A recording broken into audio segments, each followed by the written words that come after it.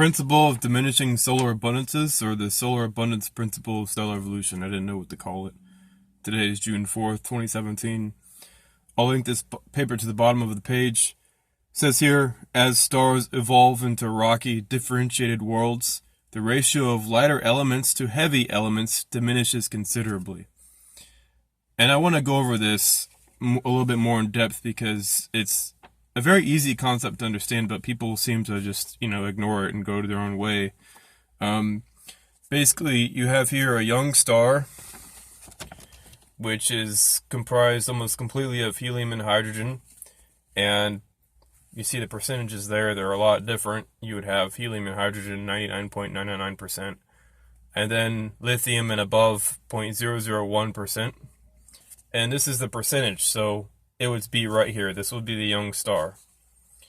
And as it cools and dies, and the heavier elements stay put, the lighter elements leave, what happens is it diminishes. So as the star ages, that diminishes. And then the percentage of the star composed of heavier elements, such as iron, increases as it ages. And it loses all those lighter and lighter elements. And we know this because we've observed this process. Inside of Mercury, the iron core is 85% of the radius.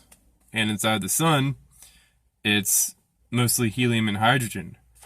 So there you go. Mercury is a very, very old star. And the sun's a very, very young star. Right here you have a middle-aged one where it will be 99% helium and hydrogen and 1% lithium and above. And then you have a really, really old star like Mercury, or a dead star, where it will be maybe 0.1% helium and hydrogen, and the majority of the elements, because they've combined into molecules and made themselves heavier, stayed put, are going to comprise the star. So basically, that's it in a nutshell. And we can tell, how evolved a star is by looking at its content.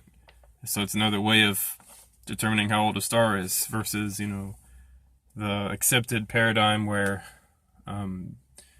they say population, I think 3 stars are supposedly all helium and hydrogen, and they're the oldest stars in the universe. They have it completely backwards. The youngest stars in the universe are mostly helium and hydrogen. So this is a complete flip-flop of the Big Bang creationist model. And that being said, Baz, if you want to make another diagram to show something similar to this, I can go ahead and scan it when I'm at work. But basically, that's it. All right, later, y'all.